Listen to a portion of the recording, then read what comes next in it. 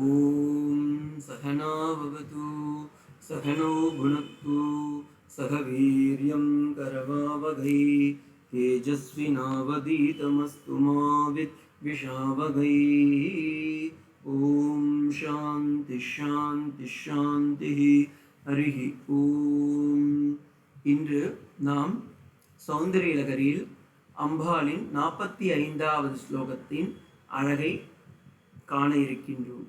முதல்ல அந்த ஸ்லோகத்துடைய பாட்டுக்கு நம்ம போயிடலாம். அரலை ஸ்வபாவ்யாதலிகலபசஸ்ரீபிரலகைः பரீதம் தே வக்ரம் பரிஹசதி பங்கேருஹருச்சிம் தரஸ்மேரே யஸ்மின் தசன ருச்சி கிஞ்சல் கருச்சிரே சுகந்தௌ மாத்யந்தி ஸ்மரதஹன சக்ஷுர்மதுலிஹः. இந்த ஸ்லோகத்திலையும் பார்த்தீங்கன்னா அம்பாளுடைய அந்த உருவ நெற்றியில் இருக்கக்கூடிய இந்த ஒரு முடி, ஓகேங்களா, அந்த இது ரொம்ப அழகா இங்க நான் மார்க் பண்ணி காமிக்கிறேன் பாருங்க. அம்பாளுடைய அந்த சிந்தூரம், அந்த திலகம், அதற்கு மேலே உள்ள அந்த வடுகிலிருந்து ஒரு முடியானது அப்படியே ஒரு சைட்ல இருக்கிறது எவ்வளோ அழகு இருக்குங்கிறத மட்டும் இந்த இடத்துல பகவத் பாதால் சொல்றார். அராலை ஸ்வபாவ்யாத் அலிக பல ஸ்ரீவிரலகைஹி பரீதம் தே வக்ரம் பரிஹசதி பங்கேருஹருச்சிம் தரஸ்மேரே யஸ்மின் தஷன ருச்சிகா கிஞ்சிதருஞ்சே சுகந்தௌ மாத்யந்தி ஸ்மரதகன சக்ஷுர் மதுலிஹ. ஓகேங்களா, இப்போ இதோடைய ஒவ்வொரு பலமா பார்க்கலாம். இதோடைய பலன் என்னவென்றால், அம்பாளுடைய நெற்றியில் உள்ள அந்த மயிரின் வர்ணனையை இங்கே சொல்கின்றார்கள். லக்ஷ்மி கடாட்சத்திற்கும் வாக் பலிப்பதற்கும் இந்த ஸ்லோகத்தை தினமும் சொல்ல வேண்டும். இப்ப இந்த ஸ்லோகத்துடைய ஒவ்வொரு வார்த்தையை நம்ம பார்க்கலாம். தரஸ்மேரே, ஓகேங்களா, தரஸ்மேரே உன் புன் சிரிப்பால் சிறிது மலர்ந்தது போல. இப்ப நீங்க அதுக்காக தான் இந்த போட்டோ நான் போட்டிருக்கேன். இங்க பாருங்க, அம்பாள் அப்படி ரொம்ப சிரிக்கல, ஆனா அப்படியே லேசா சிரிச்சுட்டு இருக்காங்க. ஓகேங்களா, சோ உன் புன் சிரிப்பால் மலர்ந்தது போல தசன ருச்சி கிஞ்சல்க ருச்சிரே. உன்னுடைய நீ சிரிக்கும் போது அந்த பல் வரிசையானது, அம்மா உன்னுடைய அந்த சிரிக்கும் போது அந்த பல் வரிசைகள்ல இருக்கு பாருங்க, அதெல்லாம் அப்படியே பிரகாசமா தெரியறதுமா. சில பேர் அது சிரிக்கும் போது ரொம்ப அழகா இருக்கும், அந்த குட்டி குட்டி பல்லுங்கள்லாம் ரொம்ப அழகா தெரியும். சுகந்தோ நல்ல மனம் உள்ளதாக. ஓகேங்களா, அப்ப அந்த அம்பாளுடைய கூந்தலில் நல்ல மனம் உள்ளது. யஸ்மின் எந்த முகத்தை காணும் போதே அப்படியே ஒரு தாமரை பூத்தது போல் உள்ளதோ. தரஸ் ஸ்மரதகன சக்ஷுர் மதுலிக. மதுலிக அப்படின்னா மன்மதன். ஸ்மர தகன சக்ஷுர் மதுலிக, மன்மதனை எரித்த சிவனுடைய கண்களாகிய அந்த சிவன். இப்ப நீங்க ஒருத்தர் கோபப்படுறீங்கன்னா அவ கண்ணெல்லாம் எப்பவுமே சிவந்து இருக்கும்.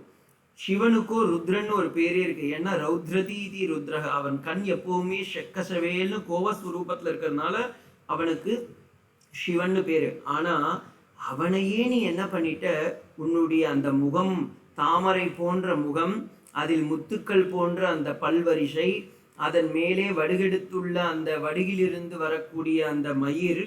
அந்த மயிர்னது சுத்தமான தமிழ்ல சொல்லும் போது அது கூந்தல்னு சொல்லுவாங்க. ஆக்சுவலி அது ஒரு நல்ல வார்த்தை, கெட்ட வார்த்தை இல்லை. ஓகேங்களா, அப்படி இருக்கக்கூடிய உன்னுடைய முகமண்டலத்தை காணும்போது மன்மதனை எரித்த அந்த சிவனும் கூட கருவண்டு போல, எப்படி ஒரு தாமரையை பார்த்தா ஒரு வண்டுகள் எல்லாம் மொய்க்குமோ, அதே போல இந்த சிவன் ஒரு கருவண்டினை போல் உன்னுடைய அழகில் மயங்குகின்றான். மாத்யந்தி அப்படின்னு புரிச்சுக்கோங்க. ஓகேங்களா, அப்ப ஸ்மரதகன சக்ஷுர் மதுலிக மாத்யந்தி தே, அப்படிப்பட்ட உன்னுடைய பக்திரம், பக்திரம் அப்படின்னா முகம்னு அர்த்தம். ஸ்வபாவாத், இது ஸ்வபாவாத்னா நான் இங்கேருந்து இப்போதான் நம்ம முதல் இந்த ஸ்லோகத்தில் என்னன்னா கீழேருந்து நம்ம மேலே போக வேண்டியதாக இருக்கும். ஸ்வாபாவியாத், ஓகேங்களா? ஸ்வாபாவியம்னா ஸ்வபாவமாகவே இயற்கையாகவே. அராலை, அராலைனா சுருட்டையான முடிக்கு அராலைன்னு சொல்லுவா, சுருட்டையாக. அலிகலப, பியூட்டிஃபுல்லான வார்த்தை, அலிகலப. கலப அப்படின்னாவே அக்கார்டிங் டு லக்ஷ்மிதரர் யானைக்குட்டின்னு பேர். இந்த யானை குட்டிகள்லாம் பார்த்தீங்கன்னா ரொம்ப குட்டி குட்டி குட்டியாக அப்படியே துர்ன்னு இருக்கும் பாருங்க. அதுக்கு வந்து முன்னாடி ஒரு அந்த யானை குட்டியாக இருக்கும்போது அதோடைய அந்த மஸ்தகம் இருக்கு பாருங்க, அந்த யானையுடைய தலை இருக்குல்ல, அந்த கபாலத்தாண்ட யானையுடைய தலைக்கு மேலே முடி வளரும். நீங்கள் இந்த அழகை நீங்கள் சேவிக்கணும்னா நம்ம தமிழ்நாட்டில் இருக்கிற பாப்கட்டிங் செங்கமலம் கிட்ட போய் தரணும். ஏன்னா நீங்கள் அந்த செங்கமலத்தை போய் பார்த்தீங்கன்னா தான் தெரியும், திருவானைக்காவலில் அவ்வளவு அழகு. அவளுடைய அழகை நீங்கள் போய் பார்க்கணுன்னா அந்த யானை மேலே இருக்கிற மஸ்தகம், அந்த மஸ்தகத்துக்கு மேலே பார்த்தீங்கன்னா அந்த கட்டிங்ஸ், அந்த முடி ரொம்ப அழகாக இருக்கும். அது போல யானைக்குட்டி போல. அலிகலப அப்படின்னா மீன்ஸ் யானைக்குட்டி. அந்த சிறு இது யானை குட்டின்னு சொல்லுவாங்க, சில பேர் வந்து வண்டுக்கள்னு சொல்கிறாங்க, எப்படி வேணும் வச்சுக்கோங்க. ஆனால் இங்கே ஸ்ரீதர சுவாமி லக்ஷ்மிதரர் வந்து யானைக்குட்டின்னு தான் சொல்கிறாரு. சஷிபிகி, சிறு வண்டுகள் சஞ்சரிப்பது போல சோபனையை கொண்டது. அராலை, உன்னுடைய நெற்றியின் மயிர்கள், உன்னுடைய நெற்றியின் மேலே இருக்கக்கூடிய அந்த கூந்தலானது. பரிதம், பரிதம்னா சூழப்பெற்ற, மீன்ஸ் குட்டி குட்டியாக அந்த முடி வளர்ந்துருக்கு. பங்கேருக ருச்சிம், தாமரையின் அழகை போல. பரிஹசதி பரிபவதி அப்படின்னு வச்சுக்கலாம், பிரகாசிப்பது போல. உன்னுடைய அழகை இன்னும் கொஞ்சம் ஏற்றமாக பிரகாசிப்பது போல் உள்ளது அப்படின்னா, அம்மா உன்னுடைய முகமானது தாமரை போலவும், அதில் மேலே இருக்கக்கூடிய அந்த நெற்றியின் மேலே இருக்கக்கூடிய அந்த கூந்தலானது எப்படி உள்ளது என்றால் அப்படியே அந்த வண்டுக்கள் எல்லாம் மொய்ப்பது போலவும். உன்னுடைய இந்த அழகை பார்த்தவுடன் பரமசிவனே தேன்வண்டு போல மன்மதனை எரித்தவனும் அப்படியாப்பட்ட கோபம் ஸ்ரீனம் கொண்டவன், ஆனால் உன்னை பார்க்கும்போது மயங்கி நிற்கின்றான் அம்மா அப்படின்னு சொல்ற மாதிரி இந்த ஸ்லோகம் ஆச்சாரியார் பண்ணியிருக்காரு. இதுக்கு சமமாக லலிதா சஹஸ்ரநாமத்தில் இருக்கிற பதங்கள்னு பார்த்தீங்கன்னா குட்டிலகா அப்படின்ற ஒரு மந்திரம் வரும், அது லலிதா சஹஸ்ரநாமம். அதே மாதிரி மந்தஸ்மிக பிரபாபூர மஜ்ஜத் காமேஷ மானசா, அதுதான் கரெக்டாக இருக்கும் இந்த வார்த்தைக்கு. மந்தஸ்மிகம், அப்படியே லேசாக சிரிக்கிறாங்க அம்மா, லோக ஜனனி இல்லை, அவங்க லேசாக சிரிக்கிறாங்க. மந்தஸ்மிக பிரபாபூர, அப்படி சிரிக்கும்போது காமேஸ்வரன் யாரு, காமனையே ஜெயித்த அந்த பரமசிவனார் உன்னிடம் அப்படியே தயங்கி நிற்கிறாராம், உன்னுடைய அழகில் அப்படியே குறுகுகின்றார். அதான் மஜ்ஜத் காமேஷ மானசா. அதே போல இன்னொரு வார்த்தை இருக்கு லலிதா சஹஸ்ரநாமத்துல, சுமுகி. சுமுகினாலும் அந்த இது, சுமுகினா வண்டி இல்லை, இந்த இடத்துல அம்பாளுக்கு பேரே சுமுகி. சுத்த வித்யாங்குராங்கார த்விஜபங்கி ஜ்வயோஜ்வலா. அதே மாதிரி சம்பு மோகினி, சம்புனா சிவன், சிவனையே மோகிக்க செய்யக்கூடியவரே. அதே போல தரஸ்மேர முகாம்பூஜா அப்படின்ற வார்த்தைகள், இதெல்லாம் வந்து லலிதா சஹஸ்ரநாமத்துல இருக்கிறது. பரியாயமா சமமாக இங்கே சௌந்தரிய லகரியில் காட்டப்படுகிறது. இதற்கு லக்ஷ்மிதர டீகால வந்து ரொம்ப சுவாரஸ்யமா ரெண்டே விஷயம்தான் இருக்கு. அராலை குட்டிலைஹி ஸ்வாபாவியாத் ஸ்வாபாவதக அலிகலவ ஸ்ரீபிஹி அலிகலவைஹி பிரமரபோதைஹி ஸ்ரீபிஹி சமானாபோ அப்படின்றார்.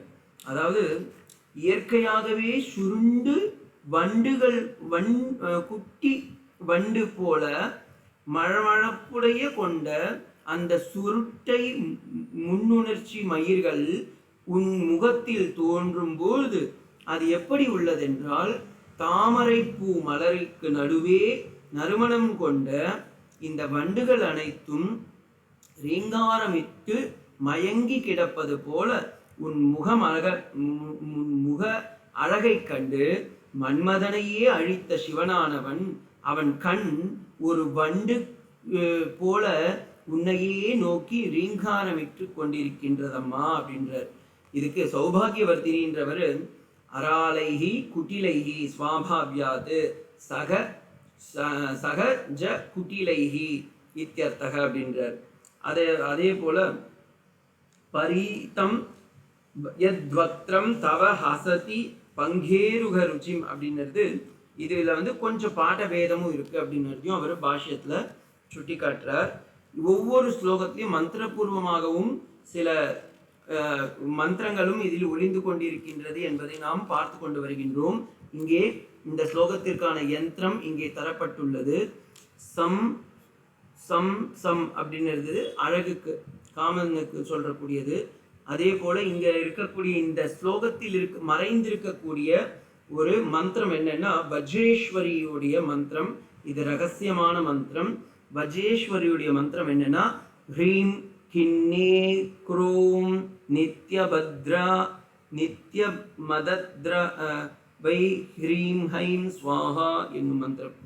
இந்த வஜ்ரேஸ்வரி மந்திரத்தை குருமுகமாக அடைந்து அதை நாம் தினமும் பயிற்சி செய்தால் நமக்கும் அழகும் எல்லா விதமான சக்திகளும் நமக்கும் கிடைக்கும்.